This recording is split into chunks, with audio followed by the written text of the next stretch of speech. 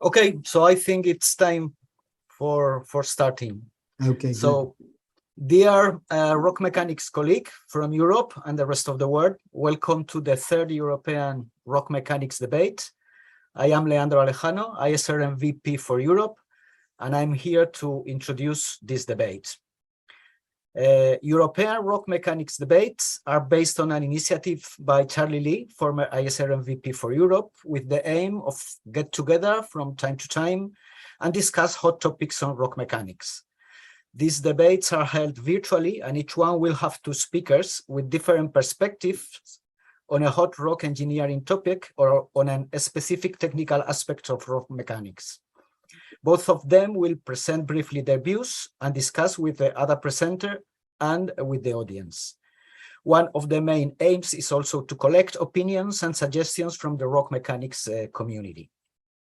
We start with the first debate on using hydraulic fracturing to measure in situ stresses with Gerd Klee and Marius Ryan in October 2021. Then we had the second debate entitled What Model for What Application in Rock Mechanics, with Heinz Konietzki from Germany and Johnny Sjober from Sweden. And we have today the third debate on a very interesting topic, different approaches for tunneling, empirical, observational, and modeling approaches. And we have two excellent speakers, Nick Barton from Norway and Brazil, and Yossi Hatzor from Israel, both of them distinguished members of our society, so I'm really looking forward to listen to them. It's also fair to recognize that this debate would not have been possible without the tireless effort of Philippe Bascou, who organized this and contacted the speakers, and will act today again as a moderator. So thank you very much, Philippe. Also, without the technical help for the webmaster of the ISRM, Ricardo Resende, and the ISRM Secretariat, this debate would not have been possible. In the same way, it would be meaningless to have this debate without your presence today. So thank you all for being here. And without further ado, I give the word to Philippe Bascou, moderator of this debate. Please, Philippe. Thank you, Leandro. So I'm Philippe Bascou from France. And as you just said, Leandro, it took me not a long time, but some time to organize this debate. But really, I'm very happy and proud to present today two very famous ISRM members, Nick Barton and Joseph Hatzor. I thank in advance our two speakers for accepting to participate and debate on a very interesting and a bit controversial subject, the approach or the approaches to be used for tunneling works and stability purpose. Well, so the first presentation will be given by Nick Barton. Nick Barton is the inventor and developer of the Q system. So he is obviously the right person to present this empirical approach and the advantages when designing a tunnel. Nick developed the system in 1974, so now about 50 years ago. So the system has a very long experience and feedback. Nick has written many papers, several books on the subject. He's still extremely active and works as an international consultant. As compared to other empirical approaches, such as the RMR or the GSI, the Q system is the one that allows a bit more real geological description of the rock masses and especially of the fractures. Also interesting is the input of the in-situ stresses, but I prefer to leave Nick speaking himself of his approach. So I'm going to share my screen and open. So thank you very much, Philippe, for your introduction. Please. And also a little bit of bias from you. You are supporting Q also, so thank you for that. So we found that Philippe had to change the slides. We couldn't get a full screen with me. I think Microsoft are having some problems. So let's get stuck in. The empirical method for tunneling using the Q system. Don't go so fast as that. I hope you're not on a timer, right? The timer is off. Can you go back to the first slide now? Okay. So the site, we're using it for site characterization, day-to-day follow-up, and input for numerical modeling like UDEC BB. Yeah? Okay, next slide. So here you get the feeling you see Q system written so many times. Of course, I am biased, but it is the system I have the experience with because I don't use RMR or GSI. So we need a quantitative description of the rock mass, and we need for it to work within an empirical support method, if we can find one that's good enough, yeah. So by chance, I developed the Q system many years ago. It has a big numerical range, which is fundamentally correct. We'll see some pictures to demonstrate that. It has a proven case record, a track record, and it can be used on exposures when core logging day to day, and it gives simple tunnel and cavern support recommendations. Also, the relative tunneling cost and time are both related to Q. And Q or Q sub C, that's with the normalization with the UCS, they relate to the P wave velocity, the rock mass modulus, and actually to shear strength. So why not RMR or GSI? I think these have too small numerical scales, like 5 to 95. And I think they are both a bit poor on geology. That is my opinion. Especially they don't consider the number of joint sets specifically. Yeah? Next slide, please. So just for a little bit of organization, you'll see the first 16 slides is to do with characterization with photographs of Q examples, and then quite a lot about tunnel support components, including RRS and lattice girder critique, and then some of these Q links to cost and time and deformation delta and VP and EMAS. Sorry for the spelling mistake.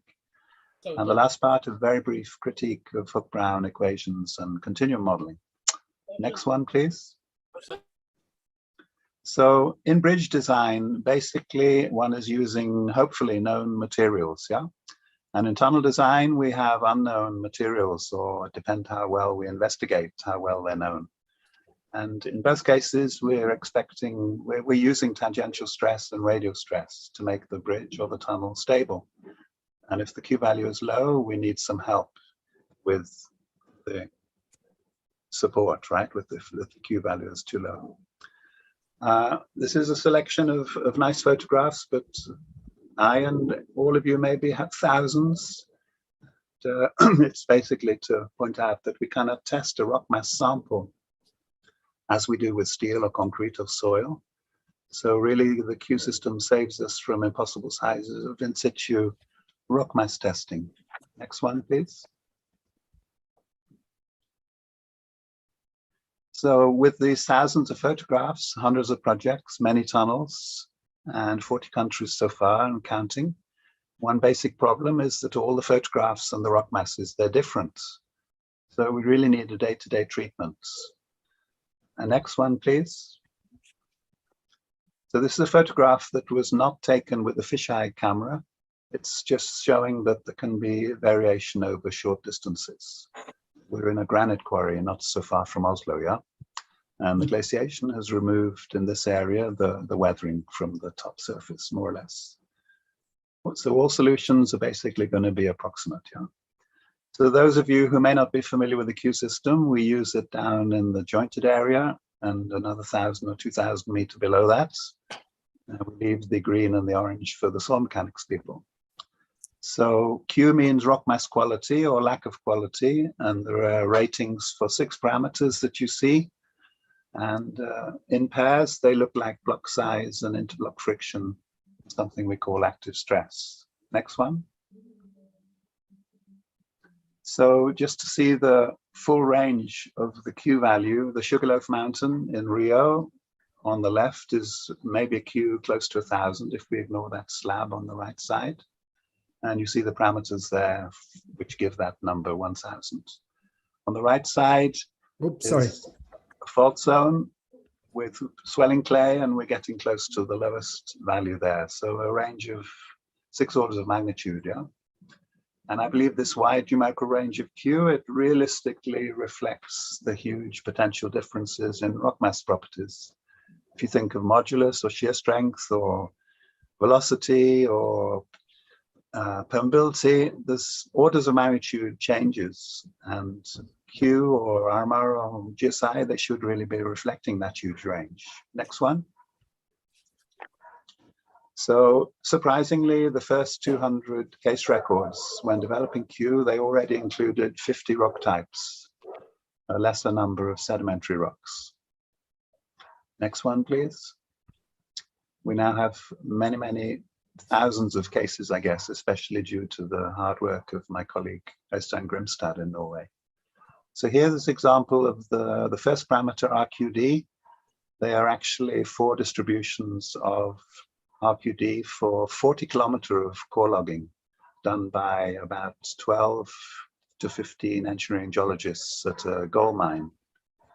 And if we look at the Q equal 1 to 4, the bell-shaped curve, you see that that's a very nice demonstration of the usefulness of RQD in sort of setting the stage for moderately low, medium Q values that we call poor. So RQD has been used for 60 years, and I'm sure it will continue to be used. Next one, please. So here I've combined the second and third parameters, the number of joint sets JN and roughness JR.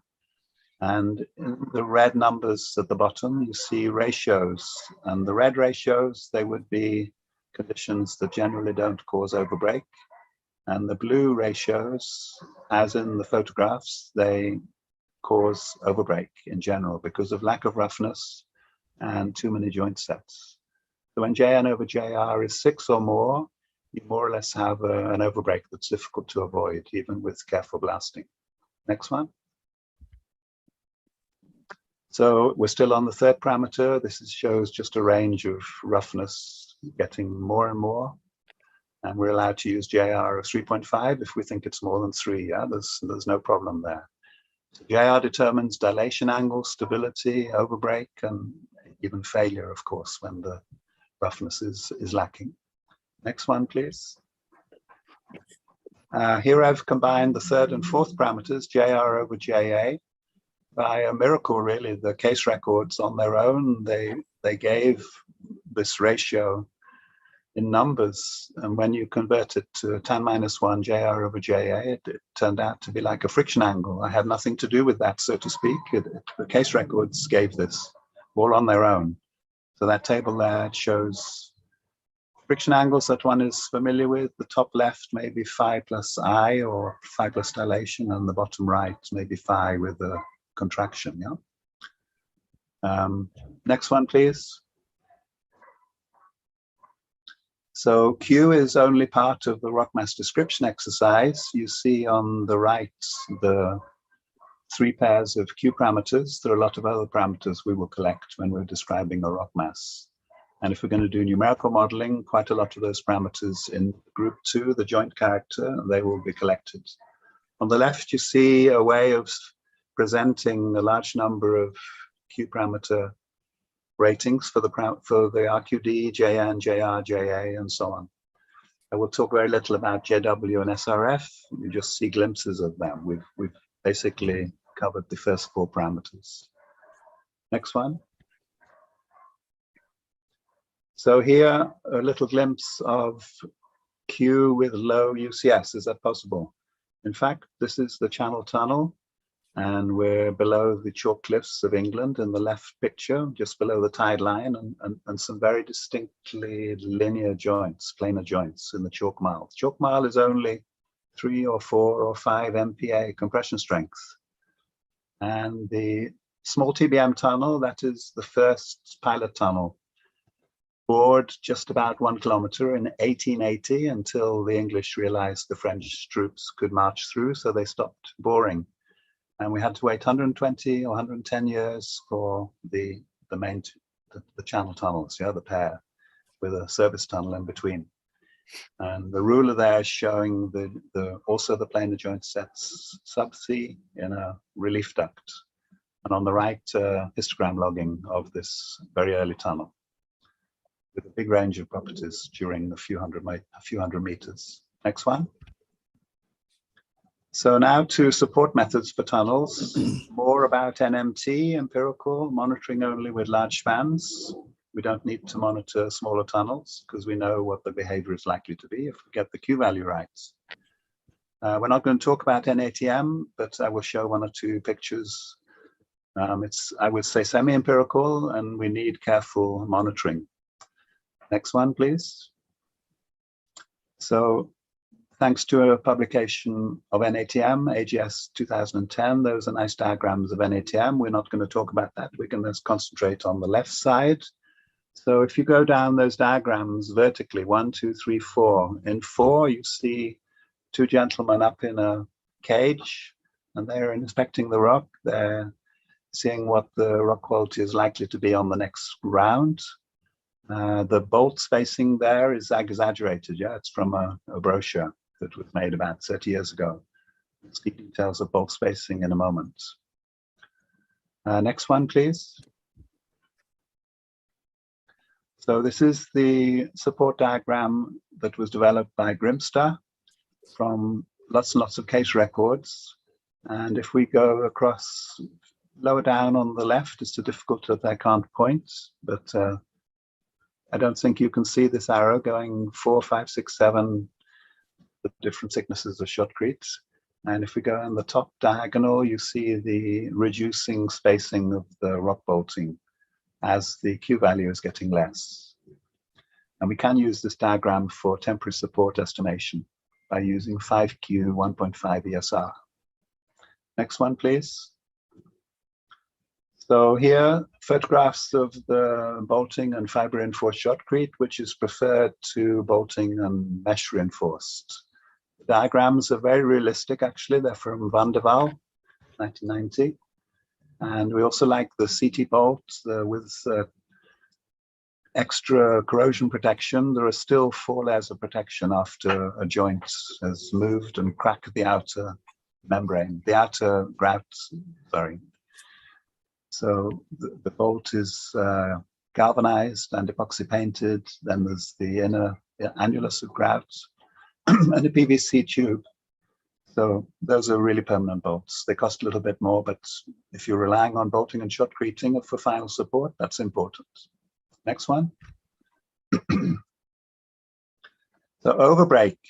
This is, you could say on the left, a typical NATM tunnel. It has a final concrete lining, a drainage fleece membrane, and the overbreak has to be filled in one way or another, either with cheap shotcrete or with concrete. So the volumes of concrete are very different between the left and the right. This is a rail tunnel in Sweden where they were using the Q system, and there's absolutely no ring of shotcrete, but the rock mass is held extremely stably by a combination of rock bolts and shotcrete. We're not looking for a circular ideal shape to have support of the tunnels. We're helping the rock to help itself. That's the key principle.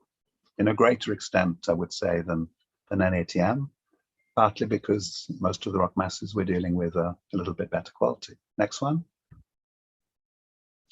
So we may need to do pre-injection. These are some photographs from a 5 kilometer long tunnel, double track rail tunnel, where the grouting gave a very good result. And you can see the shotcreting, the rock bolting right up to the next blast to preserve the very good effect of the pre-grouting. Next one. So when conditions are really bad, we're in where the blue arrow is in the Q support diagram. We use RRS, rib reinforced shotcrete arches. It's like a bolted lattice girder, but it's more flexible until it's bolted. And on the left, bottom left, you see photographs. They are 16 millimeter bars. We can slightly bend into major overbreak. We're not relying on a perfectly circular LG or lattice girder. And they're sprayed in, and it gives an extremely stable condition where conditions are bad, and maybe combined with spiling, as you see in the top left. Next one. So this is the best diagram to use for the dimensioning of RRS, thanks to the work of Grimstad and colleagues at NGI some years ago. And it's the left side of this little white boxes that gives you the area to get the design in the box. Next one. Here I'm contrasting the use of rock bolts and shotcretes, which gives very small deformation. You see in the top left diagram that is a monitored result from a test tunnel in mudstones. And the greatest deformation is with circular steel ribs. The deformation was getting more and more, and only when there was shotcrete added, the deformation was controlled. The lattice girders on the bottom right, they are actually looking very robust, 32 by 25 by 25 millimeter, but in fact they collapsed and folded completely when challenged by a very, very large vertical load that was an overburden of rock here that was not known. Next one, please. So some of the relationships between Q and other parameters. I published the results in the gridded figure on the top left. And some years later, two gentlemen from Taiwan, they sent me the results of hundreds of deformation measurements from tunnels in Taiwan on the bottom right. And it took me a while to realize the equation of the central diagonal is so simple as delta in millimeter equals span in meter divided by Q. The equation is so simple, it took a long time to really believe it, yeah, but it's true. But we have an improved version. The next slide. The second equation has a span actually given in millimeter and a ratio of vertical stress and compression strength. So for cavern X and cavern Y, the simple equation gives 1 millimeter, 3 millimeter, and the more complex equation also gives 1 and 3 millimeter in this particular case. Next one. Apply it to the Jövik cavern. And we get about 7 millimeter predicted. You see the 60,000 millimeter there in that red equation. And this is almost identical to the MPBX monitoring from 7 MPBX placed from the surface. And it's also identical to the UDEC BB modeling, which gave roughly 7 to 9 millimeter deformation. Next one. So my colleague Steinar Roald, some years ago, he collected data from 50 kilometers of tunnels, and he's represented here the relative time and the relative cost. So you see that there's a ratio 10 to 1 on time, that's the left diagram, and a ratio 12 to 1 on cost. So you get low costs when the rock qualities are really good. And as the Q value gets lower and lower, of course, the cost and the time increase enormously. Next one, please. Here I've slavishly used the Q system for arch and wall support for 3 different sizes of tunnels, small, medium, and a large motorway tunnel. And there you see the typical area of costs, relative costs for NMT in the bottom right, and the relative cost for NATM, because you end up with a concrete liner as some of those NMT case records would also require. We also use concrete lining if the quality is really bad. On the right, there are photographs from an NMT brochure from 30 years ago, yeah? And it shows a speciality really that we like the operator to be high up on the boom to do the best shotcreting, especially in big tunnels and caverns and slopes, of course. Next one, please. So Grimstar again, he has compared Q and the cycle time. The cycle time is listed with all those words on the right. I won't read through them, but from a minimum of about 5 hours to increasing 10 hour, 15 hour as the Q value gets smaller and smaller, the cycle time gets larger and larger, yeah? Next one. We use Q to help with input data for numerical modeling. Here I'm showing the distribution of RQD down a borehole and the distribution of joints per meter down the same borehole.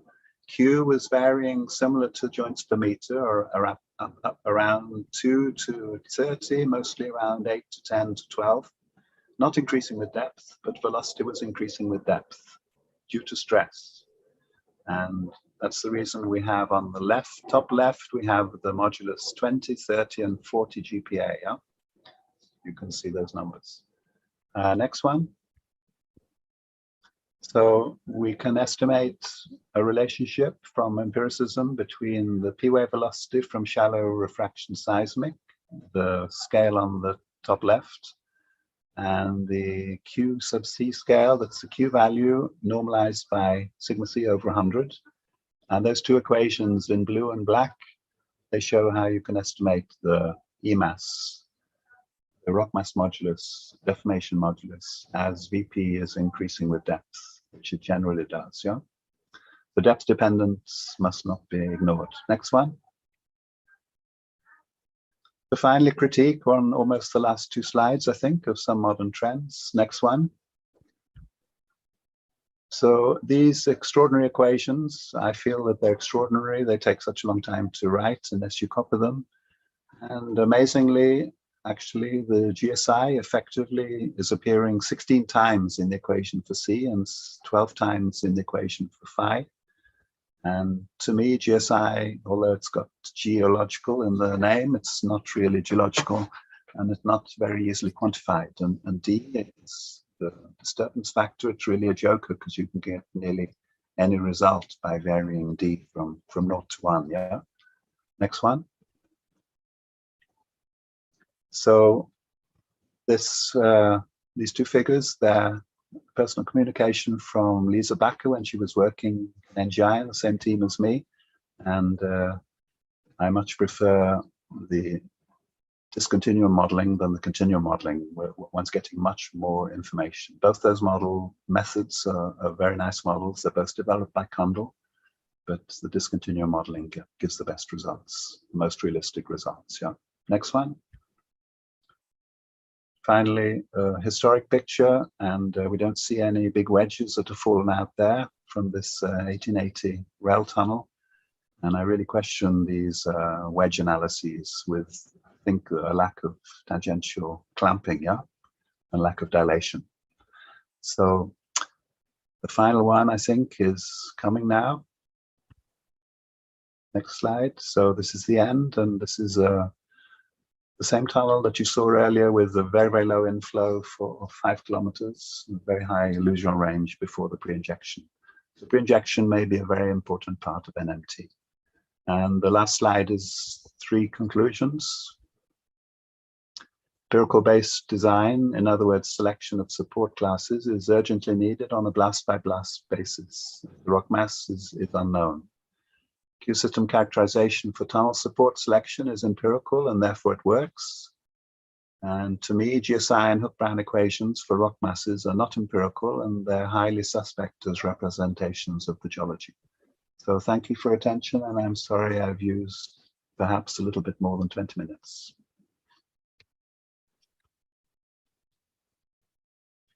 Thank you, Nick. Thank you, Philip.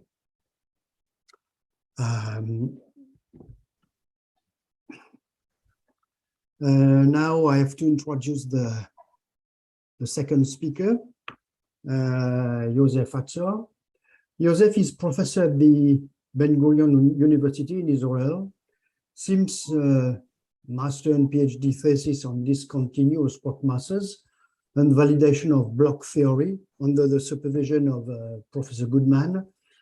Joseph Hatzer has always been working in the field of fractured rock masses, discontinuous deformation and engineering geology of tunnels, slopes, and reservoir rock mechanics.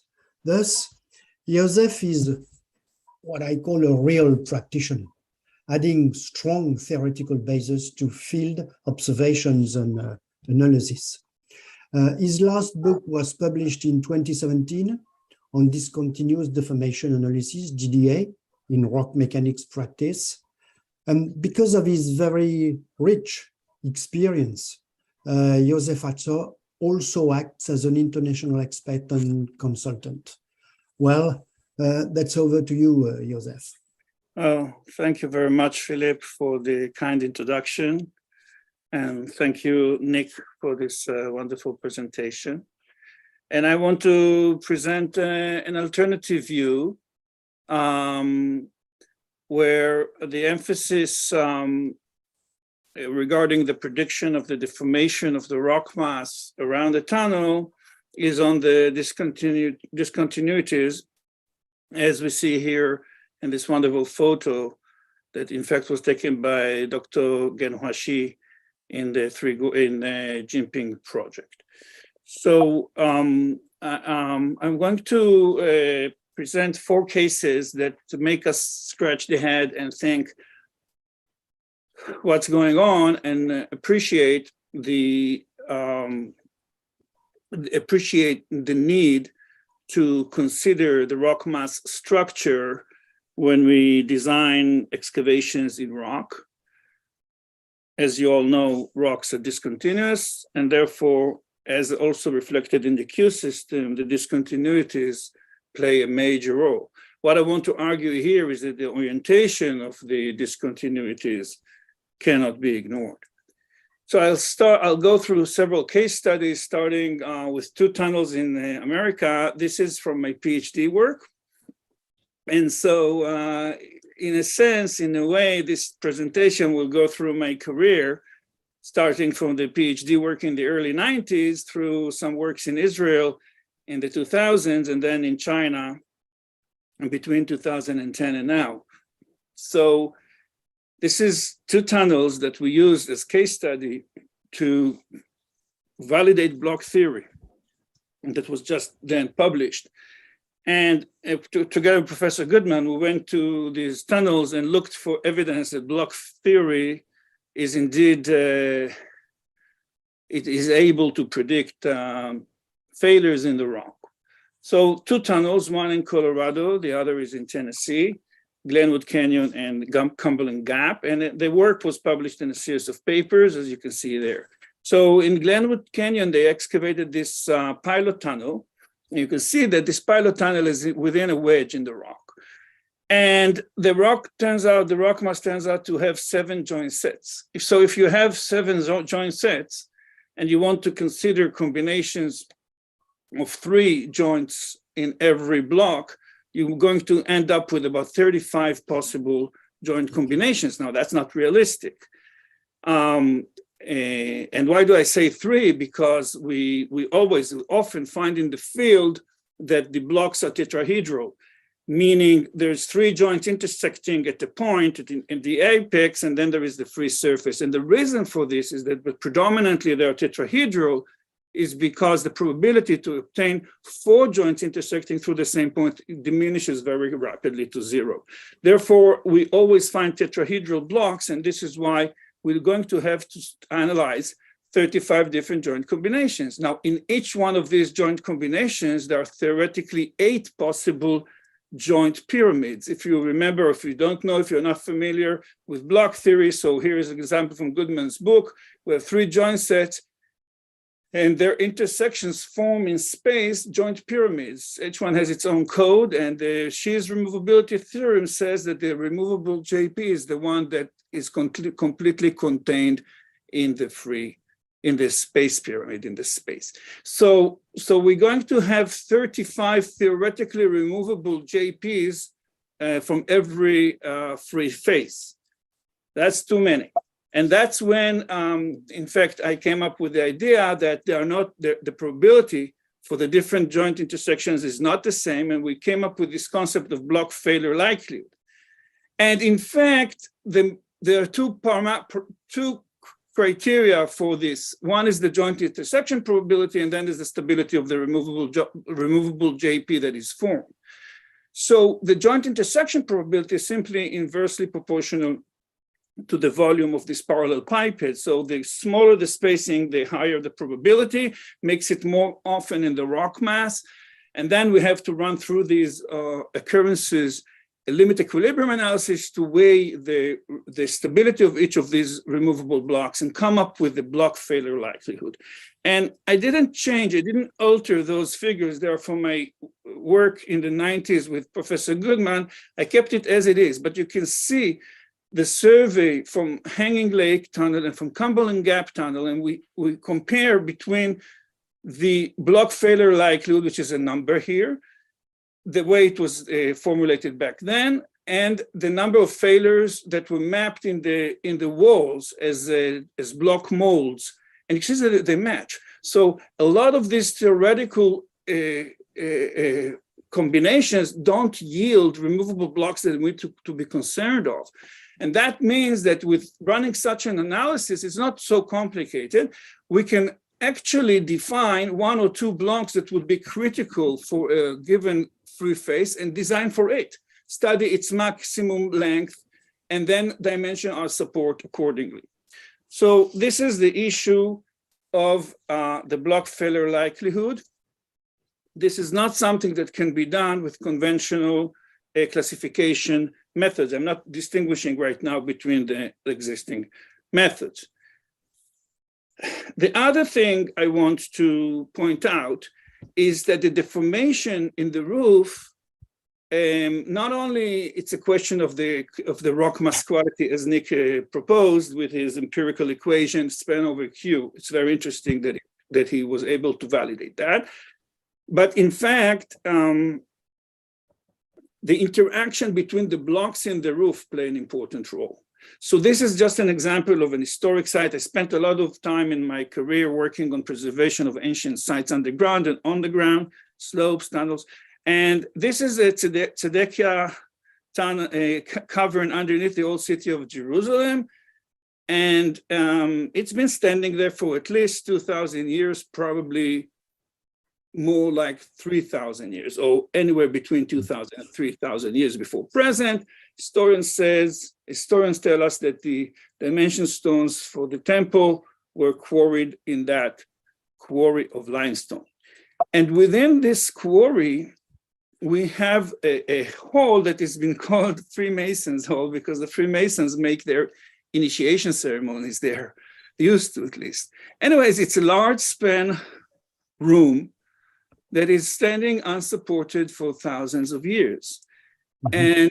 And the question is, why is it standing? How can it be stable for so many years? And if we run a clamped beam analysis on this layer of the roof, we get that the maximum tensile strength here should be about 10.5 megapascals.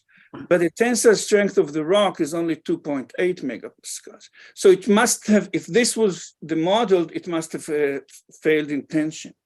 If we go to Brady and Brown's book, where they discuss the voussoir analog, where you let those two blocks rotate a little bit to divide the immediate roof to 2 blocks and let them rotate a little bit. And so you develop those compressive stresses here and here. Then there's 3 different kind of failure modes that could be happening. One is crushing under the maximum stress here. One is shear along the abutments. The third one is snap through mechanism buckling. And running this analysis on the Freemasons Hall gives us the buckling failure mode because the layers are thin and the span is large, and it didn't happen. It didn't happen. So both methods of analysis don't work. And this is my second point, is that we need to consider the interaction between the blocks. So here we have a mesh, a DDA mesh of many blocks. If you notice, by the way, the structure here is geological. It's not just drawing vertical lines and horizontal lines and cutting them, no. You can see that there is joints terminating against layers, cross joints and not crossing joints. So there, a lot of effort has been put in here to generate a mesh that will represent the sedimentary rock structure properly. And what's going on is that you can see the arching stresses developing around the hall.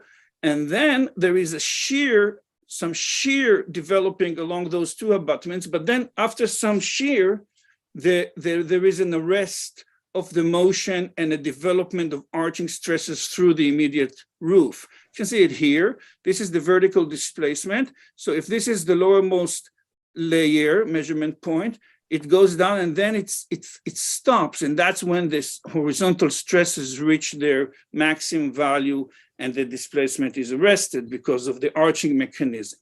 So I don't think we could have predicted this without applying a specific analysis that will consider the interaction between the blocks. And this is another issue that requires us to, after we have established the rock classification, we need to do this, of course. It requires us to go on further to more specific analysis, considering the interaction between blocks. The third case is from China. And this is the Baheitan project in China. It's a huge hydropower project. You can see this river, which is on the boundary between two provinces, between Sichuan and Yunnan provinces. And it's going to be 300 meters high. And the geology is tricky. We have a contact here between columnar jointed basalt and sandstones. And everything is going to be within the columnar jointed basalt. And you can see the columnar jointed basalt. You can see that it's anisotropic with prisms dipping into the tunnel. And how do we handle that? So again, we can draw a mesh. This photo just tells us where we put the measurement points in the mesh. We do sequence excavation in the model, remove the top heading and then the center part and then the bench, and we studied the deformation after imposing the initial stresses. And you see that in this mesh that represents the mapping exactly as it is in the field and the initial stresses as were measured in the field, see that the three immediate points, 1, 2, 3 in the roof are all sliding down. So 9 meters above the roof, this is just one of the powerhouses on the way. So 9 meters above the roof, we see that the whole thing is sliding down. Now, the other measurement point, number 4, is at a distance of 25 meters from the roof, and it stops. So it doesn't slide. So somewhere between there, between 9 and 25 meters above the roof is where it stops to slide. So we need reinforcement that it will go beyond those 9 meters. Could have this been predicted without such an analysis? And moreover, you can see the deformation in the two sidewalls. In the right side wall, we get sliding, and it tells us where the sliding stops, the loosening zone. And in the left wall, we see rotation. You see, this is here the rotation angle in radians. So you see that point number 9 is actually rotating because of this structure that favors toppling. So the third point I want to make is that applying such an analysis gives us the failure modes that will develop around the tunnel. And to confirm this, you see that the MPBX measurements show that the maximum displacement in the roof is about 9 meters above the roof, and then it stops about at a distance of about 20, which is what we basically predicted, and the same with the side walls. Now, their approach to the support of this chamber was following T.A. Lang's guidelines for dimensioning rock bolt reinforcement. So they came up with a length of 6 meters, spacing of 1 meter. They did some longer lengths on the sides here, but basically the roof is these rock bolts here are 6 meter long only. And as we saw in the analysis before, it's not long enough. And the reason for this mistake is that they did not consider the structure of the rock, because T.A. Lang's guidelines take the average block size to scale the block length.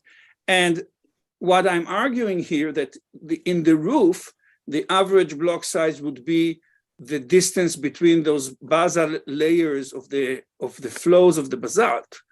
So it would be about 5 meters. Then you need, if you go by the rule of 3B, you need at least 15 meters long bolts. And in the sidewalls, the length of the width of the block is very small, on 30 centimeters, the width of the columns of basalt. So we're going to go using the other criterion, which is about 1/4 of the span that gives us 5 meters. And then if they went with that kind of approach, it would have been safe. You can see that when we apply the bolts the way they designed it, nothing happens. Everything is sliding down because it's not long enough. And if we consider the anisotropy of the rock mass, and so that requires 15-meter length bolts of cables, I would say, in the roof, and about 5 meters length bolts in the sidewall, then they would have been safe. So that's my third point, the consideration of anisotropy. And finally, something that is in favor of classification methods. I use the GSI here, but I could have done it just as well with RMR or Q, so please don't attack me for using the GSI, but I'm going to show you that classification methods can be very useful. So this is the Jinping hydropower project. You probably all have heard of it, very, very big. So we have a dam here and 6 turbines of 600 megawatt each. Then we have 4 head race tunnels. So the difference in elevation between the riverbed here and here is 250 meters. So when you come, and then above you, you have 2,500 meters of the mountain Jinping. So very deep. And now, so here we drill the tunnels, they drill the tunnels through the mountain, and the water flows by gravity to Jinping 2. And then they're dropped inside the mountain to operate, to turn another 8 turbines of 600 megawatt each. So they generate 6 times 600 on Jinping 1 and another 8 times 600 megawatt on Jinping 2. So it's a very green project. It's all hydroelectric. It's very, very nice. And it's all because of the bend in the Yalong River, which is in a branch of the Yangtze River. And and because of the difference in elevation between this point and this point. So what happened was that they encountered a lot of rock bursting while drilling, excavating those 4 head race tunnels and the drainage tunnels. A lot of rock bursting, a lot of delays and a lot of risk for the workers throughout the excavation. And the question was, can we predict this, the intensity of the bursting? So I collaborated here with a postdoc, He Ben-gu, now is in Northeastern University, together with Professor Feng Xiating. And he developed the analytical solution for the energy concentration. Okay, so the strain energy before tunneling, and then the energy concentration after removal of the tunnel. So we know the difference. And of course, for chilly material and so on. So what we find in its solution is that once you go beyond 3 diameters away from the center of the tunnel, it doesn't really matter anymore. So this is the affected zone of about 3 diameters. And if we want to consider jointing within this annulus that is mostly disturbed because of the tunneling, but now we have a tool to calculate the energy, which is very useful. When we consider discontinuities, we can say the following argument. We say that rock bolts, the rock bolts have been considered to be a process where the intact rock is being fractured, starting from the work of Professor Cook and Verhulst in South Africa. Everybody, the work on the failure of the intact rock by stress concentrations on the sidewalls. But my argument is that if you have discontinuities, pre-existing discontinuities, and they're favorably oriented, then of course the shear strength of the discontinuities is lower than the strength or the shear strength of the intact rock. And then if they're favorably oriented, blocks will fly out much before the rock will fracture in compression or tension. And indeed, when they map it, they see that blocky rock masses generate most of the rock bursts, where intact massive rocks generate much fewer rock bursts, and disintegrated rock also doesn't generate too many. So that is the motivation. And now that we have this equation, we know that the increase in the annulus, that is the affected area, the increase of energy is 1.7 plus the original times the original energy. That has to be balanced by the elastic energy, the strain energy of the blocks, the kinetic energy of the blocks that move and the shear energy that is being dissipated through shear. So that is the equilibrium of the energy. Now, when we only take the kinetic energy of all the blocks in this annulus following the excavation, which we can obtain because we have the velocity, for example, in the DDA model of each block at every time step, we can see that how the friction coefficient affects the kinetic energy that is being released. When friction coefficient is low, we have a lot of energy. And then as we increase the friction coefficient, the energy goes down. And for example, if we want to use this approach to study mitigation, we can say, if we go full phase, we're going to get a very strong seismic event. However, if we go top heading and bench, that if we just remove half the top heading, half the height, this is the first event, and this will be the second event. If we first remove third, we'll have a small event, but then we'll have a higher event when we remove the other 2/3. So we can use this kind of calculation. So what I wanted to say is that we can to study the risk, the rock burst risk, or to be able to predict the risk, we can consider the rock mass structure. Now, I did it with RMR in one work, and now I did it here, and I did it with GSI. I probably could have done it with Q as well. The reason I chose GSI here is because it has those nice illustrations of the rock mass structure, which I can use then to replicate in DDA. And how I do this, I invent numbers. I just out of my head, I say, okay, so GSI 50, all right, 4 joint sets.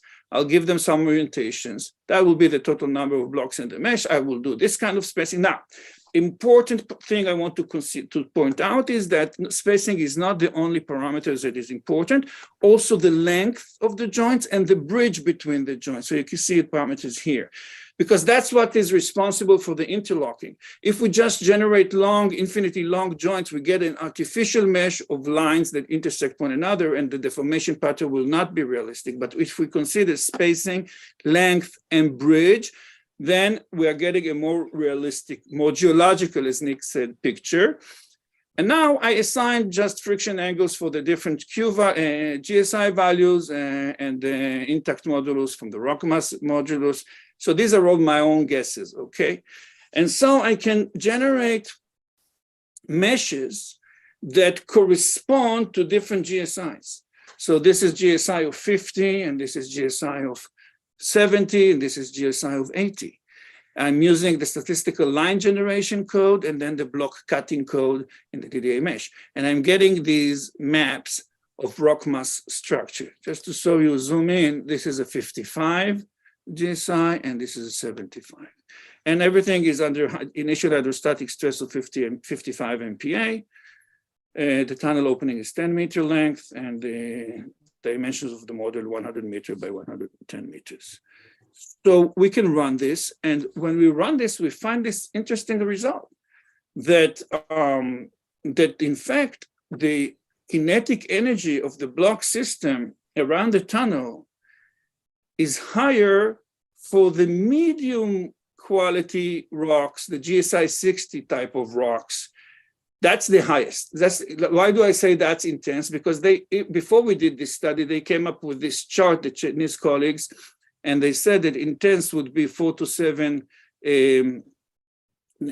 So these are a logarithm scale. So it translates here to, So it translates here to about 4. So I'll be 4 to 6. This is 6,000 kilojoule, in fact. So that's what this means, the intense. So we get the intense energy when we are in an intermediate kind of rock quality. And when the quality of the rock goes higher to 80, the intensity of the rock burst goes down. So, and also when it goes below 60. So in both cases, it goes down. So that means that the empirical classification methods can be a great input for numerical analysis to do this kind of calculations, because the engineers and the engineering geologists, they spend a lot of energy characterizing the rock mass, classifying it according to the different methods, and now we can do this kind of analysis. So to summarize, I say that empirical rock mass classification is extremely useful for both structural engineers and engineering geologists, because they provide a deep understanding of the rock mass at hand and alert for potential problems that may arise in the course of time. Well, the critique is that empirical rock mass classification cannot, or maybe do not, address the issue of joint orientation very well. But blocky rock masses that are very common underground, in such rock masses, the relationship between the joint orientation and the free face orientation are crucial. Many times they determine the deformation mechanism. Another point is that if we want to start to go with this critical key blocks method, it's not a method. It's not a method. It was just an approach to validate block theory, but this can only be done if we basically perform a three-dimensional geometrical analysis. It doesn't require a three-dimensional numerical code. It's just the block theory is very, very simple. I thought maybe every operator would have something there that if they trace the joints, they will automatically generate the block and they'll know the dimension. And that was my dream when I was a PhD student, never materialized. It could have been a startup. Then the mode of deformation is very much controlled by the structure of the rock mass, and it's difficult to predict, at least to my knowledge or to my opinion, the mode of deformation for the classification methods. Rock anisotropy is a very serious issue, and it's not being dealt well with the existing classification methods.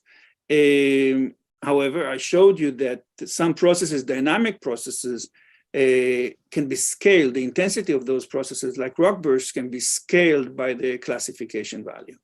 So in sums, I will conclude that we need both. I think we need both. We need both empirical classifications, and I like the Q system very much. Okay, let me say that up front. So I think we need both, but we also need, of course, the numerical analysis, and we need to find a way to harmonize between those two approaches in an effective way. So this is the Tzedekah covering today. They're considering reinforcing now the roof with rock bolts, which I think is very, very wise to do, because even though the numerical method shows that it's stable, it's very marginally stable and needs to be reinforced, and they are now working on that. That's it. Thank you very much. Okay. Thank you, Joseph. Thank you for the two presenters for these extremely interesting presentations.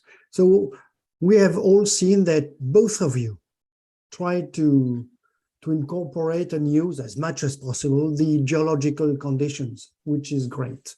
Well, before giving questions to the audience, would you like to take a few minutes to exchange between both of you, Joseph and Nick, if it is needed? I would, yes. Okay. Please go ahead. So, okay, I go ahead first then. So I enjoyed very much your lecture, Joseph. I know some of these big projects also, and I've had various concerns about rock bolts and not using cable anchors, etc., that are long enough. Let me pick up one or two things where one sees differences, of course, between the numerical approach and the classification approach. I mean, I love working in teams that are doing numerical modeling. I had a couple of decades of doing that when I was at NGI, and hundreds of UDEC BB models and some 3-deck models as well. So when we have time on a big project or a big cavern, could be a dam in your case, then it's wonderful to do distinct element models. My lecture is kind of solving some of the day-to-day stuff when you're driving tunnels at 50 meters a week, even up to more than 100 meters a week in some cases. We have a record 150 meters, yeah? So you can't have the luxury of doing numerical modeling. Numerical modeling is really a luxury, and I love it when we're on a big project and we can do that sort of stuff. I pick you up on one point you made about expected failure modes, not in empirical. Actually, when one uses the Q system, we haven't had time to discuss this, but when selecting JR over JA, it is the least favorable joint set or Clayfield discontinuity.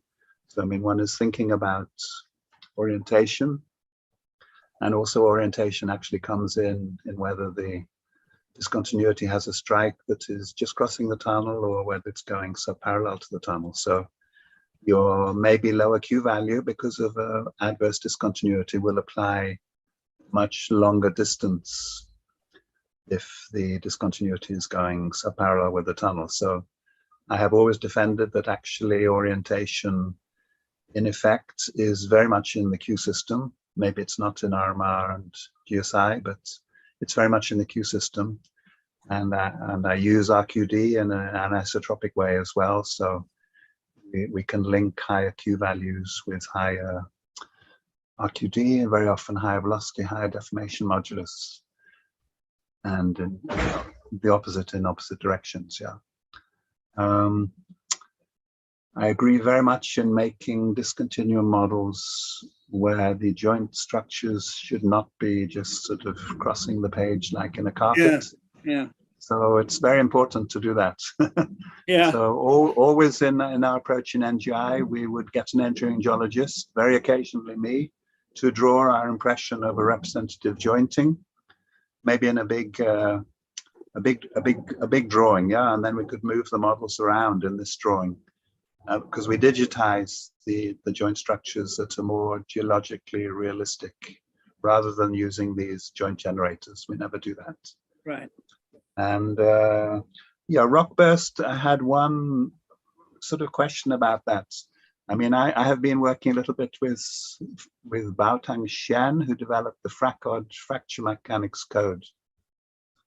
And his models, they show, for example, intense new fractures developing when you have intact material, which would have implicitly very high GSI, high RMR, high Q value.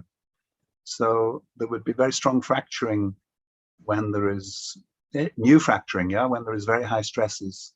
And if you put some 1 or 2 joint sets into these models, the new fracturing was in some way dissipated. And also, I mean, the Jinping 1 TBM tunnels, 2 TBM or 3 TBM with a pilot, yeah, and 2 parallel drill and blast. They eventually had to go to drill and blast when the overburden was like 2.3 kilometer in the marble, which didn't have high enough strength. So you get some advantage from the disturbance with the blasting. And the TBM is in a way adverse because you get very high tangential stresses close to the tunnel wall, yeah? So I appreciate, of course, that major fractures, they're a terrible source of rock burst. But in terms of the local behavior, I would have thought that very intact rock and undisturbed rock is going to be a risk factor using TBM instead of drill and blast. So I've maybe talked for too long, so please, your turn. Yeah, so yeah, no, I agree that in order to run those kind of numerical models, you need time. I'm going through your points one by one. So yeah, I agree that it is a luxury, and if you need to give advice as the tunneling of effort is going on, yes, then definitely there's no time, because those numerical models, not only they take a long time to generate the mesh, but they also take a very long time to run, sure, even with today's computers, depending on the system and the method. But even with today's computers, they take a very long time to run, and then you need to do verification and see that you're representing the rock structure correctly. So I agree, it's a luxury. Of course, if you have time, if you plan a project for another 2 years and they ask you to do the preliminary design, then I think, yeah, we should try to add to the empirical classifications also a numerical level in which we take all the input data from the engineering geologist, put it into the code, show, if ideally we would even show them the mesh and ask the engineering geologist to approve it. Do you think this is a good representative of your concept of what's going on underground? Very good yes, idea. Yeah, then you excellent. can run it forward. Yeah. So yeah, I agree with this point. The point about JR over JA being representative orientation. So if I understood you correctly, what you say is that you basically try to select the worst joint set and then apply it. Right. Yeah, so I see. So yeah, that could be a way to handle that. And I'm happy that you agreed with my point about the meshes, that people are drawing straight lines. Yeah, it's because incredible. I did this. In fact, my first project with DDA was on Masada, and I started modeling the mountain with lines, and everything collapsed. I mean, I was the first to introduce an earthquake to DDA, and everything collapsed. Nothing stayed. And of course, it's not collapsing. Masada is standing till today. Once we started, in fact, what we did then was digitize, as you said, digitize the lines. We drew a map from with a tracing paper on the photograph that was taken from a helicopter, traced the lines and digitized them into the DDA, and then let it cut the blocks, and then it was more. No, that's the way. I mean, there's another help as well as having non-continuous joints. If you have BB parameters, I mean, I'm biased, of course, but JRC, JCS is going to give you the development of dilation and sometimes self-stabilization. Yeah, right. Whereas if you had low friction without dilation, you may get collapse. Yeah. So for me, I'm very biased concerning Q and BB. So we like to have roughness in the models. Yeah. Yeah. And that digitization of the lines provides a roughness in the outcrop scale. It gives you. Sure. Because in the model, we give the joint a friction angle. But if you generate a realistic mesh, then you got a roughness in the model domain. And that will mobilize more friction, will be more stable, will be more realistic. So we agree. But not just friction, we need dilation. Dilation is very important that that's modeled, and it's obviously central in the BB model and maybe not so sophisticated in more Coulomb. It's kind of a ramping bilinear, and a significant difference between bilinear ramping and slightly S-shaped in the BB. Band is found there's significant difference. Yeah. So you can get sort of kink bands with a BB model, UDEC BB, but you don't get kink bands. You just get an individual failure area, in the more Coulomb. Yeah, right. That would be. No, that would be one of the challenges for the discrete element modeling community to implement a roughness profile the way you presented them, or some other kind of presentation, but to consider actual roughness in the joints themselves. That's nobody has reached that level yet. But I mean, it's in the BB model, but because of the constitutive laws, right? I mean, dilation is actually occurring with deformation based on the JRC mobilized, it's called. And this worries me about wedge analyses, unwedge. I mean, you can change the friction angle, but I'm not sure that I've seen dilation, and definitely I haven't seen tangential clamping of wedges. Yeah. So people come up with extraordinary geometries of wedges that know are never going to fail. Yeah. And, I agree. It worries me a bit to see these. I agree with you. I don't. Yeah. We have it in the class to show the students to practice with it, but I agree. I don't. Personally, I don't. I once saw a wedge 42 meters high, and the people were not really understanding it. They're wondering if they could select long enough cables to keep this wedge from falling. And I mean, obviously, it just gets clamped. Yeah. Right. For sure. And about the rock bursts, so it goes two ways. If you have joints and they're oriented in a way that permits kinematically permissible to move out of the rock mass into the space, then I think that it will be much easier once this energy is being released because of the excavation to have those blocks slide on pre-existing joints rather than fracture the rock. From the beginning. Sure. And so most of the seismic energy comes from that. But if you have joints that are not favorable for kinematically, they don't have the right dip. They say they dip into the rock. then you will have fracturing of the rock, and the other joints in the area may assist in dissipating the energy by sliding and stuff like that, and drain the blast. I mean, in Jinping 1, the marble was just not strong enough in relation to the tangential stress. 2.5 kilometers, and the strength of the marble there is only 60 or something MPa, if I remember. Or up to 110 maybe, but still not high enough. Yeah, I agree. So they were asking for problems there. I mean, poor people, they had to do it, and they got through, and they've even got laboratories, rock mechanics laboratories adjacent to the tunnels, which is amazing. And his people, they have nice research going on there at nearly 2.25 kilometers depth. Okay, thank you again, Joseph and Nick. I think this is time now to ask questions coming from the audience. Sure. And I have one question from Senhu. Yes? Okay, you're mute. I read the question. I identify 3 factors that may restrict each approach, numerical or empirical. A, the extreme overburdens. B, the dimension of an excavation. C, reliability amount of available information data. How these factors could deviate design and even construction efficiency, an empirical or in numerical method. Extreme cover and span, and what else was it? Extreme overburdens, dimension of the excavation, and 3, reliability amount of available information data. Now that one I'm not catching, the last one. Say a little bit more slowly. Reliability and amount of available investigation data. Okay, sure.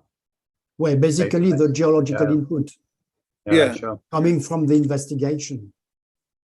So, Nick, you want to go first? This was addressed to whether our respective methods, I mean, we both use the same methods sometimes, but whether our respective methods could address those extremes. I mean, we have used the Q system down to like 2 kilometer depth with obviously very unfavorable stress to strength ratios. Actually, now we should think about tensile strength divided by Poisson ratio for predicting the possibility of the rock burst. The span dimensions, I mean, the Q database is, let's say it's from 2 or 3 meter up to 60 meter span, and have 1 or 2 up to more than 100 meter, but it's from natural caverns, limestone. So I don't think the dimension is a limit there. The data is always a limit for everybody, and we have to do some creative constructions like Yusuf was showing, where we estimate possible structures from using experience, and with an imagined range of GSI or RMR or Q and so on. So if there's not the data, we have to use experience to create the data. Otherwise, go out and do some drilling and seismic refraction, If it's too deep, you can't do that. So you have to you anticipate conditions from having visited these deep mines, or if that's the objective. Yeah, I'll pick up on this last point that it's very difficult to convince the owners to invest more in site investigation. And then we're limited. All of the analysis, all of the design is constrained by 1 or 2 boreholes that are budgeting, especially if these are transportation tunnels and they don't have much excavation or time. And I think the engineers and the engineering geologists should insist and not compromise to have as much exposure as possible in advance to avoid catastrophes, especially in caustic cover situations. We have in Jerusalem Hills, we have caustic problems a lot. And those things could be missed if the boreholes are too far from one another and they're not representing the rock mass properly. About the depth and the span, that goes into the model. The depth goes in terms of the stresses that we impose. We don't model the entire mountain because no computer can do that. We calculate the stresses at the point of the excavation, then we generate a model around the tunnel and we impose those initial stresses on the boundaries of the model and let it run. And we use non-reflective boundaries and stuff like that in order, instead of modeling the entire mountain. And of course, the span, we showed in those cases how the span is significant. Both Nick and I have shown that. Okay. Senhu, you have a question. Yeah, it's like, yeah, I have one question. So I just would like to ask you, first of all, it's Sen who gave me permission to enter to ISRM entrance. So my name is Dmitry Olshansky, but doesn't matter. So Okay. doesn't matter. Dmitry Olshansky, Yossi Hatzor. אנחנו מכירים בעצם. Doesn't matter. Oh, yeah? Oh, okay.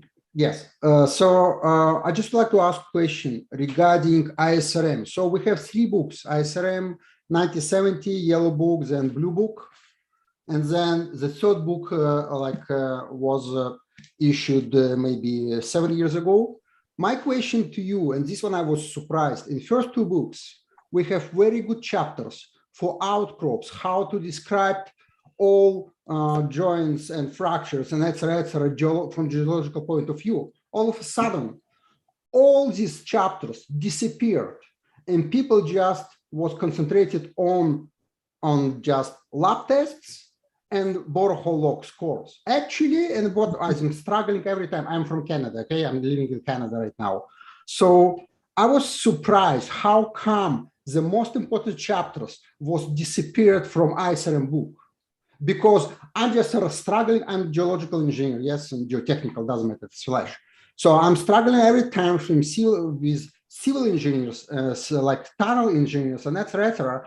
They couldn't understand, we can do everything based on borehole core logs or something. Guys, forget about that. The best experience, outcrops or description from tunnel, all joints. You cannot do anything from cores, especially most of cores, by the way, this one another story, because when I studied in university, I just learned how to do structural, like inclined boreholes.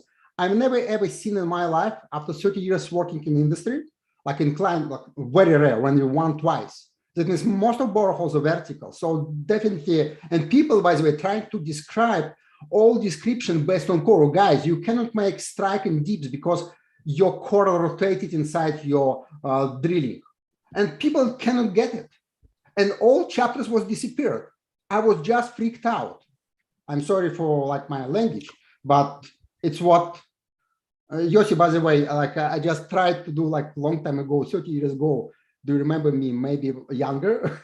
I just would like to do with you a PhD, but doesn't matter. And I just it was 30 years ago, 1991, something like that, something like that. Doesn't matter. Okay, so I think to answer your point, I think those Nick was involved in the ISRM suggested methods for the classification of rock mass structure.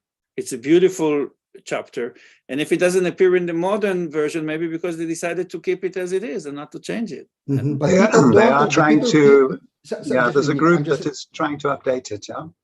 Yeah. The issue is people cannot understand all gaps, opening, filling. You can do on Tel Aviv acoustics. That means you something to have some electronic equipment inside boreholes or base outcrops, and like they make up all these Hook Brown parameters, GSI, and et cetera, based on just boreholes, which actually almost impossible. And I cannot, because right now in third edition, we don't have this option. Every time I'm just keeping this book, I'm so happy I have this book. So every time I just scanning, I'm sending and explaining approaches, how you have to look at all parameters, because geological point of view. Okay. I have another question from can I just make a quick comment about the core? Oh, yes. If the core drilling is done, let's say in a very intelligent way, with some knowledge of the structure, then you can get very useful information from core drilling. I remember some years ago, I was involved actually in a tunnel where you've seen some pictures in my lecture, where for this 5-kilometer tunnel, they had a lot of folded and vertical structure and vertical volcanic dikes, which were a big problem. So basically the coring was like 400-meter long, 20-degree from horizontal inclined boreholes, and along the length of the tunnel, covering a certain amount of the tunnel, yeah. And this was very useful because it crossed all the structure. And it did give, I mean, I did the Q logging of all those cores and also looked at the permeability and the P-wave velocity near the surface, and it gave good correspondence with the tunnel conditions. So sometimes if the drilling is in the right direction, you can get good information. Otherwise, you may not, I agree. Okay, please, next one. Philippe, may I say something on behalf of Hello. the Commission on Testing Methods? I'd just like to answer the previous comments. The Commission issued the Blue Book, and it issued afterwards the Orange Book. The Orange Book includes all the suggested methods that were published after the Blue Book was issued. So all suggested methods that are included in the Blue Book and in the Orange Book are available to everyone today, nowadays. So continue using the Blue Book, and if you want to use the suggested methods from the Orange Book, it's okay. And as Nick Barton said, there is a working group working now to revise the old suggested method for the description of discontinuities in rock masses. That's just I wanted to say on behalf of the Commission on Testing Methods. Thank you. Okay, thank you, Jose. Another question: can a numerical approach address large to medium scale uniformity? Yeah, that's a difficult one to understand. Uniformity meaning from isotropic towards anisotropic, or what? Probably, I don't know. It's not easy to, it has to be defined a bit better to answer that, I think. Yeah. Okay, I have another point to ask you more specifically to you, Nick. It is written, Shomo Lieberman. I want to ask, why do you say the Barton method is, I mean, the Q system is much better than GSI method? Do you mean that the GSI method is more risky and that tunnels may fail using this GSI method? Yeah, well, we should have a separate debate on this. And I know there are a lot of young and not so young people who love GSI. They felt that, I read in one of the articles, that finally the geology is represented because of GSI. And this was as if the Q and RMR used the last 40 years were not addressing the geology at all, which of course is nonsense, yeah? So for me, I don't think GSI is in any way comparable in relation to being empirically derived. It's actually derived by modification of a very good empirical criterion for intact rock, the Hook-Brown criterion for intact rock, back from the 1980s, I guess. Those classic books of Hook and Brown, yeah, and Hook and Bray before, of course. So for me, GSI is difficult to really apply in a realistic way over a big range of conditions. And there are lots of attempts to improve the quantification of GSI. And the equations for C and phi of Hook-Brown, I mean, they look very impressive in the rock science curved failure envelopes, but it's not really empirical. It's guessing. And when these methods have been applied, the GSI, Hook-Brown, and the finite element model, there's evidence from a formal court case with a lot of experts that the plastic zones are grossly exaggerated in relation to reality against a real tunnel, yeah? And the spoon-shaped failures that people are predicting using GSI-based improvements in the more Coulomb parameters The spoon-shaped failures you don't get in open pit slopes. Actually, they fail because of interaction of joints and major discontinuities. The spoon shape is wonderful for soil and maybe rock fill, maybe very, very weak rock, but not for competent rock more than a few megapascal strength. So I feel that there's a lot of misrepresentation with GSI and Hook Brown.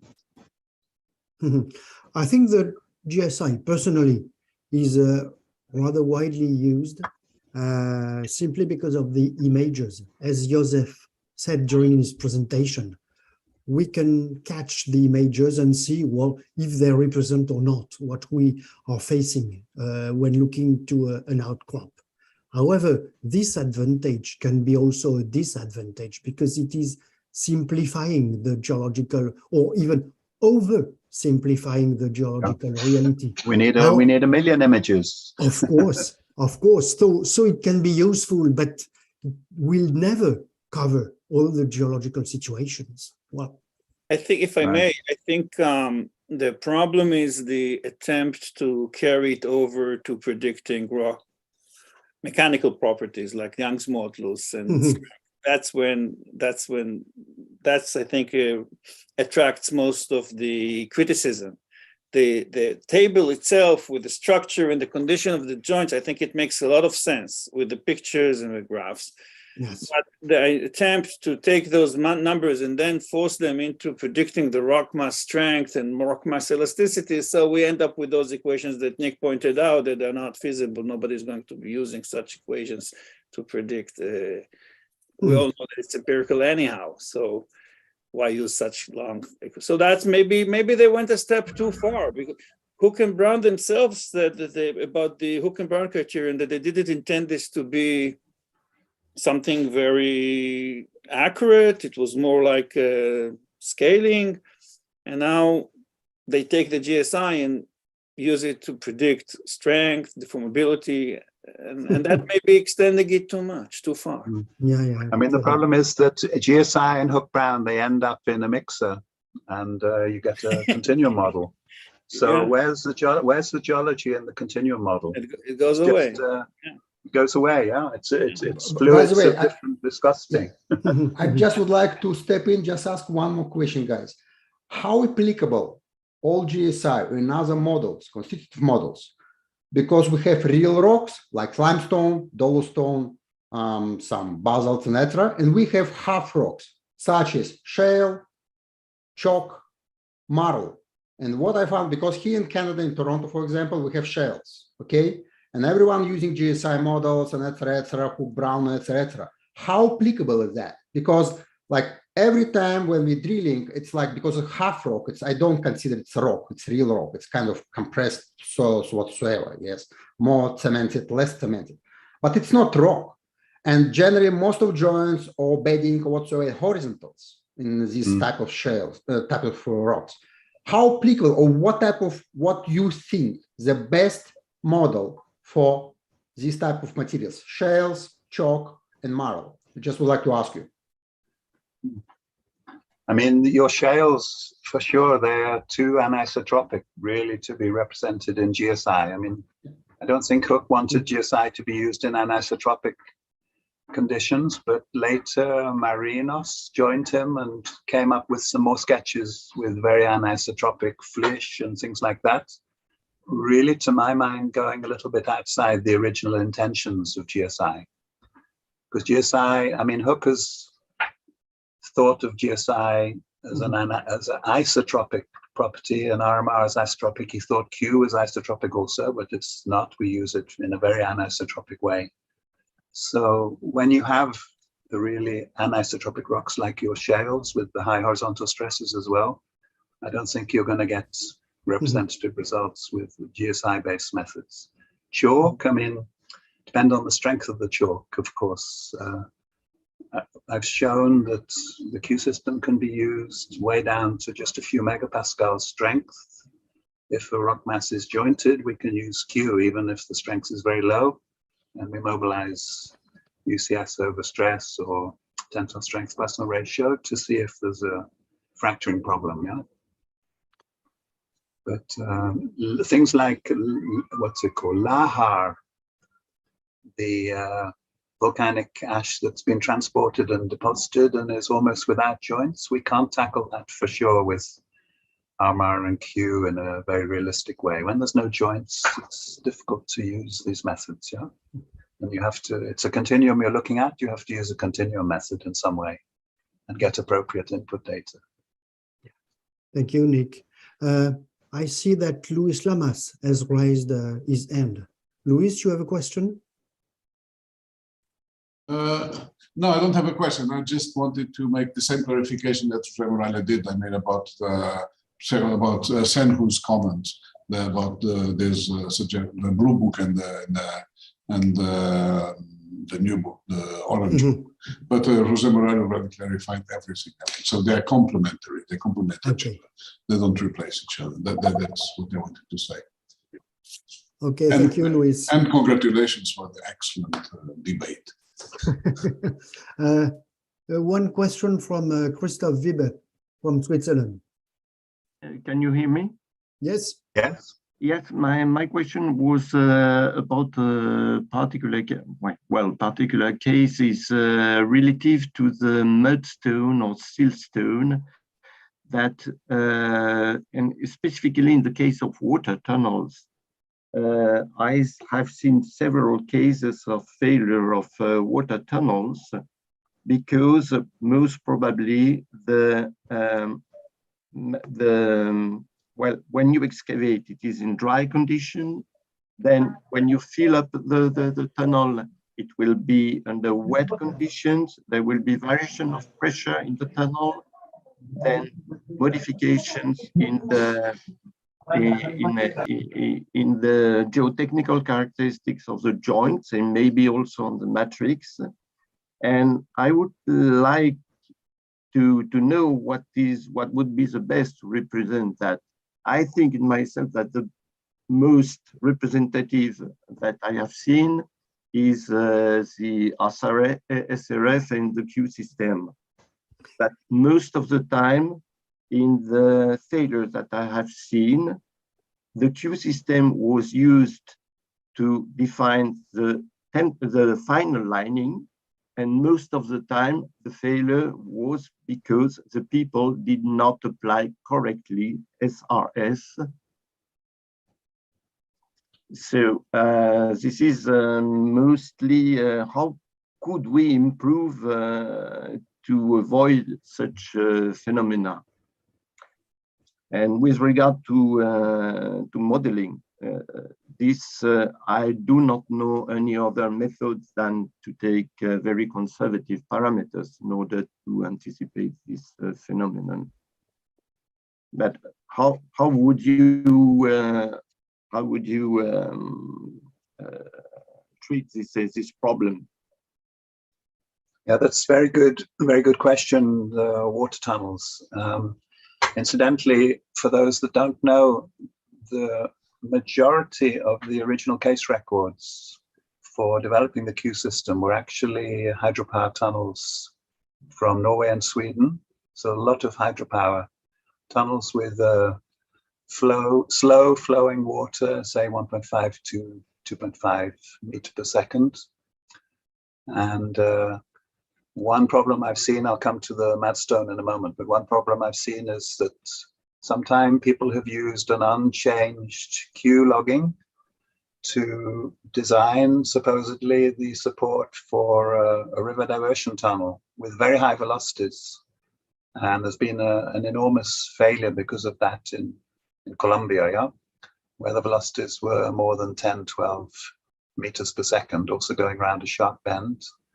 So the people have not thought about the forces involved and the erosion and so on. So, of course, mudstones, they have to be very carefully protected with shotcrete, continuous, going around the invert. And one little item is to imagine the future condition of the tunnel, the future use of the tunnel. So when evaluating JW, you mustn't use 1.0 in a future water tunnel, yeah, even if it looks very dry, because there will be some leakage through the shotcrete, the changes of water pressure, the dynamic effects of the hydropower operation, they will cause water to get into that rock mass, even if it's not there at the time. It may have been sucked out by capillarity when you're observing it anyway. So great care with protection of the weaker rocks all around the invert. None of these bad conditions, poorly prepared tunnels at the bottom of the walls. And fiber reinforced shotcrete, of course, to give the very low permeability. Not use mesh reinforced, which invites corrosion because of electrolytic corrosion of the continuous steel. Yeah. So there are some major failures in a few hydropower tunnels due to incorrect use of Q. I know some projects, I'm sure you do, of some enormous number of failures where people had no understanding of using Q. If it's used correctly, you can get thousands and thousands of kilometers of trouble-free water tunnels. Yeah, so what I suspect most of the time is also that what is observed actually is that in pressure tunnels lined with only with shotcrete in this kind of rock, the cracks are unavoidable. So it's unavoidable that you have during the operation of the tunnel circulation of water into such rock. Usually the infillings are slightly erosive or softening, and this is, in my opinion, one of the main causes. But I mean, are you proposing using steel reinforced concrete when you go through these soft rocks? Yes, yes. Okay. In Yeah, such that's quite weak conservative, rocks, yeah. yes. In order to decrease the permeability of the lining and to avoid the water under pressure to penetrate. But I mean, you don't prevent cracking with steel reinforced concrete either. You can you can get fluid into the rock also, but it's less of a lesser degree. That's true. Yeah, you can support more load also. Yeah. But in GSI, for instance, for me, is not in that case. Is not of good use. No, it's not got the right parameters. Yeah. Thank you for the question. I have one thing to ask you, Joseph. In the case you have good geological data, input data, and enough geological data, which is good. How do you manage this when preparing and building your model? Because too many data means something difficult regarding the model and also difficult for the running time. So how do you make the exercise, the between the reality and the model itself? It's a great question. So yeah, we need to be able to put the data into order. For example, if they mapped the joints, did a joint survey, we have to insist to plot the results on stereographic projection so that we can identify the major joint sets. And for each joint set, we need to find the representative mean orientation. The same we need to do with the spacing. We have to do all the bias corrections and find the mean spacing. Length and bridge are things that are a little bit more sophisticated, and you need an outcrop anyways to define them. So we can exercise engineering judgment, but we must have a good picture of the main players in the game, the main joint sets. Each joint set, we need the geologist to tell us, is this a shear? Is this a tension fracture? Is this a fault system? And they should be systems. In geology, they go by systems. If we don't make order at this stage of the site investigation, we're going to get a mess. So now once we know exactly that we have 2 or 3 major joint sets, and we know each one what's its origin. One is joints, tensile fractures, one is shears, the other is faults. And we give them, characteristics, low friction, high friction, low roughness, high roughness.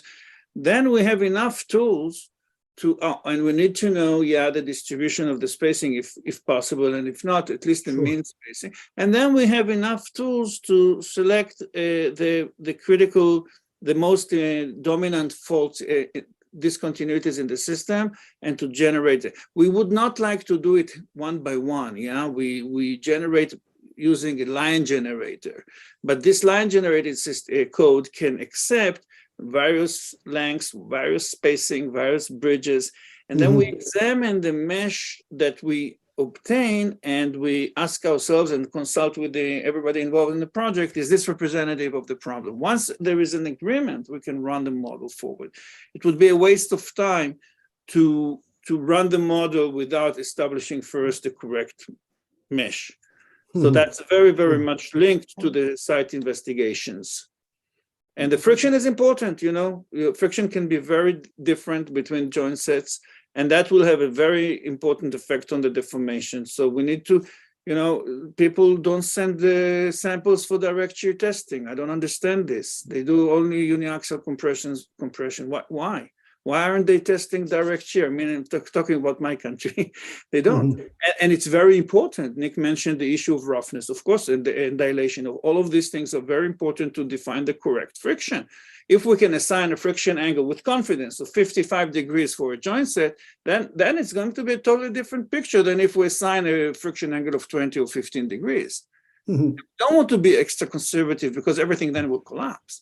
We need to represent. In one of our big projects, we were responsible for logging like 10 or 11 kilometers of core, and we took hundreds and hundreds of samples, maybe 50 or so for direct shear tests, but hundreds and hundreds, maybe up towards 1,000 for tilt tests and Schmidt-Hammer tests. So you get a very nice representation of JRC from tilt tests. You just need a diamond saw to cut samples, so you have sort of slender upper samples. The advantage of the JRC and JCS is the two parameters that you can actually establish almost in the field without having to ship samples to the lab. That's a great advantage of the Q system. For sure. So Joseph, you insist, in fact, on the team working. The collaboration between the field geologists and the modelers. Definitely. I think if you let the modelers run wild, they have no understanding what's going on in the field. They will just run models. So there has to be, the manager of the project should be able to tie those people together and have a close discussion between the two. I have a last question, and then we will end this debate. The question is, Professor Atze mentioned karstic phenomena. I believe it is relatively easy to insert a cavity into a DDA mesh. I would like to ask, what would be the best approach for the Q system to handle karstic cavities? Would that be increasing SRF or maybe multiplying JN by 2, whatever? I don't know. I'm sorry, I got a bit how to distracted. I got distracted by messages that are coming on the screen of other questions. Just resuming the situation, how to insert karst or karstic cavities in the Q system. Would you increase the SRF or multiply JN? Well, I mean, it depends how large they are. I mean, some karstic cavities, your TBM comes to a void, and the next few months is involved in making a bridge across the cavity so the TBM can get to the other side. But you have to do conventional blasting to get the tunnel started again before the TBM can continue. So, I mean, that question is very much depending on the distribution and the size distribution of the karst. Yes, especially whether or not it fits in the system at all. Because, I mean, Q is 0 in air, I suppose, and some of the karst is air. And what's the porosity? in average, and what is the size distribution of the caustic cavities? So it's many complicated things in Yes. that interesting question. Yeah. You're right, Nick, because people say cost, but the cost covers a wide amount of situation, very different situations. Yeah. Yes. Well, I think this is time. I'm sorry for the other questions, but people can even contact directly our two presenters just in case, if they want some additional question, results, or comments. Thank you very much, Nick. Thank you very much, Joseph, for these very interesting and very useful presentations. And that has been a real pleasure to manage this debate. Thank you, both of you. Can I just ask you one thing, and thank you as well, Philippe? Yeah, Philippe, thank you very much. Quite a lot of questions have come on the screen because people have just typed them in. Are you keeping a list of that, and can we see those questions? Because in principle, we could send emails or to yourself, perhaps, and you can contact them. Yeah, it's a pity for those questions to be lost. You know. Okay, I can record this question and send it. Okay, that's good. Yes. Thank you, Leandro. Okay, this is the best way. Thank you for a very nice arrangement. I guess we had plenty to talk about, yeah? Philippe, could I give you a suggestion for the next debate? Yes, of course, Ida. Thank you. To include water. Some years ago, Professor Brown, Ted Brown, told it seems in his Muir lecture, he told it seems that every rock mass is a dry, let's say. And then one very important thing in rock mass excavation is water. And it is so difficult, this approach, this question, that this is never included in discussion of modeling. There is partial modeling to consider water, but it is very difficult to include water in the modeling because of the difficulties. There needs a lot of excavations, needs explicit testing. And I think a debate, European debate on this would answer many questions. Professor Christoph Wiebert is here, and he knows the difficulties. Everybody that has been working with water feels how to interpret it, how to put this in modeling when it's most of models just dry. That's my suggestion. Very good debate, wonderful debate, very nice. Ida, thank you very much, because this is a very good suggestion. We all know the impact of water and the effects, very often detrimental effects of water in rock masses. But it is difficult to investigate first, and it is also difficult to model these effects of water. A debate on that would be something very interesting for our community. Yes, I keep it in mind, Eda. But give me some time. It's already difficult to convince owners to make comprehensive tests on dry samples and on saturated samples. And it is a difference. Yes. Leandro? Okay, with all this, I thank you all attendants and the speaker and the moderator for being here today. And we'll try to organize another one of these debates in a few months. Thank you for being here. With that, I close this third debate, European rock mechanics debate. Thank you very much, everybody. Thank you. Bye-bye. Thank you. Bye-bye. Bye-bye. Pleasure. Bye-bye. Bye-bye. Bye.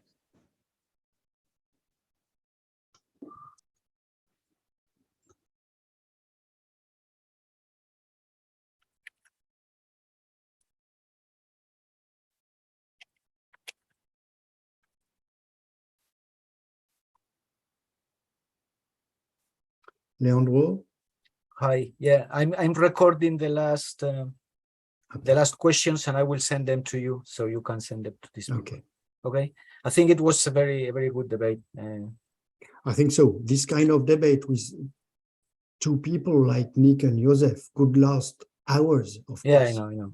Of I know. course, of Yeah, course. but yeah, it should be close at some point. Okay. Yes, yes. Okay, keep in touch, and I will. Okay, we keep in touch. I have one or two proposals for new debates to Oh. suggest for the future.